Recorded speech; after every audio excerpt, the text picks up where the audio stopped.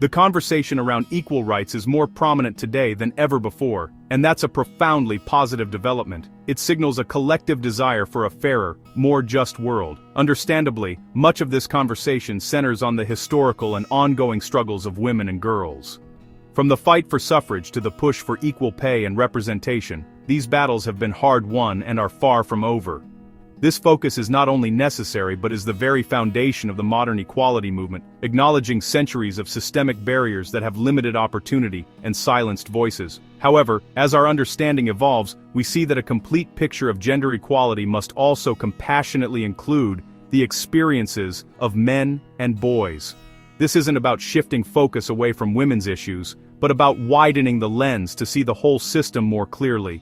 Men, too, are confined by rigid societal expectations. They face immense pressure to be stoic, to be the unwavering provider, to suppress vulnerability, and to never show weakness.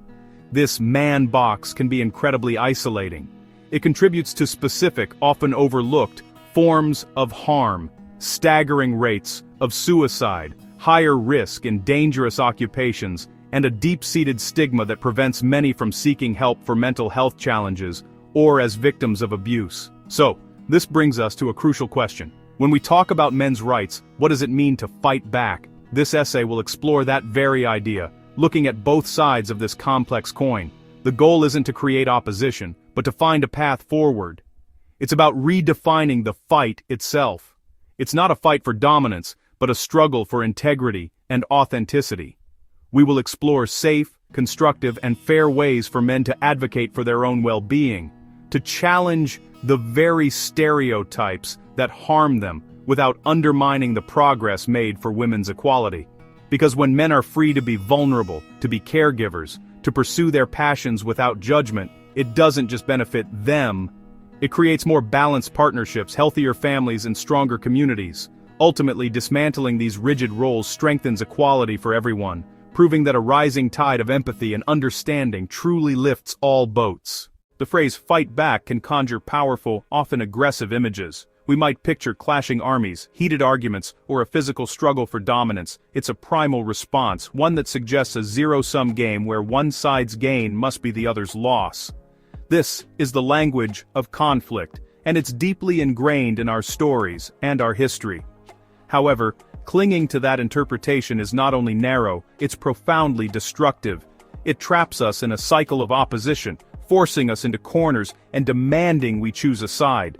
True, lasting progress does not come from simply recreating old power struggles with the roles reversed. That approach doesn't dismantle the architecture of injustice, it just gives it a new coat of paint. The goal isn't to win a war but to build a lasting peace. Instead, we must fundamentally redefine what it means to fight. We must learn to fight with integrity, not with dominance. This new kind of fight looks different. Fighting back can be the quiet courage of speaking up when you've been conditioned to stay silent, adding your voice to a conversation that has excluded you. It's not about shouting others down, but about ensuring your perspective is heard and valued. Fighting back can mean seeking help when you were taught to suffer alone. It's the radical act of admitting vulnerability, of reaching out to a friend, a therapist, or a support group. This builds resilience not just for you but for the entire community, showing others that strength lies in connection, not isolation. And fighting back absolutely means challenging outdated rules and harmful stereotypes. This isn't always a grand, public gesture. It's questioning a biased assumption in a work meeting. It's choosing media that portrays relationships with respect. It's the conversations we have with our friends and family, gently pushing back against casual sexism or harmful jokes. This kind of challenging can be, and should be, peaceful.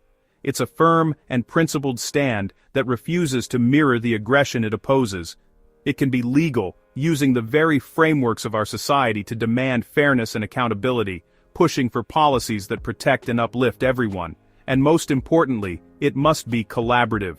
This is not, and has never been, a battle of men versus women. It is a collective effort of all people united against the systems and attitudes that create injustice. It's about building bridges, not walls.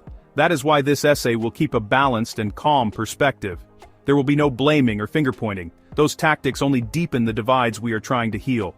Instead, we will focus on actionable solutions, shared responsibilities, and the common humanity that connects us all. For generations, society handed men a very specific script. We call it traditional masculinity. Be strong, stoic, successful at all times, the breadwinner and the rock, purposeful yes, but crushing pressure too. The expectation to never show weakness, to never admit fear, to never ask for help.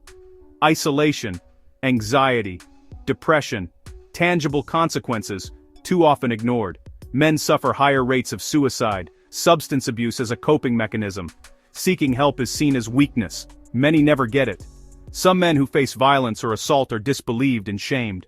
True strength is integrity, challenging injustice without dominance. Use your voice to call out unfairness, for yourself and others. Provide testimony for legislative change. Challenge norms at home, with friends, and at work. Share your story. Raise awareness about men's mental health and paternal rights. Seeking help is a powerful act of strength. Join a support group. You are not alone. Build healthier coping strategies. Learn your rights in divorce or custody disputes. Educate yourself and others. Support organizations that push for fair policies. Advocate for shared parenting laws and paid family leave. Model respect, empathy, and collaboration. Fight with words, ideas, and actions, not weapons.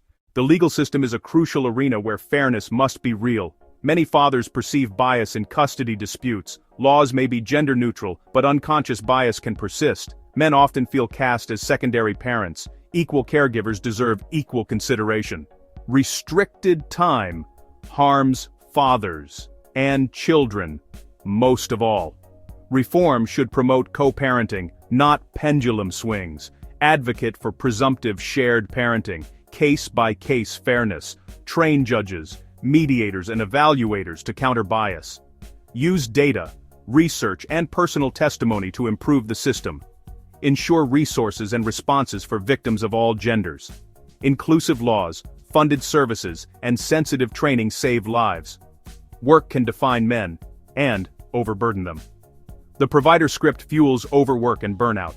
Family commitment must not be penalized. Normalize paid leave for all parents. The most intimate fight is internal, unlearning the lifelong command to suppress emotion. From a young age, boys learn that tears equal weakness, that vulnerability is a liability. Many of us grow up disconnected from our own feelings, able to name anger, but not sadness or fear.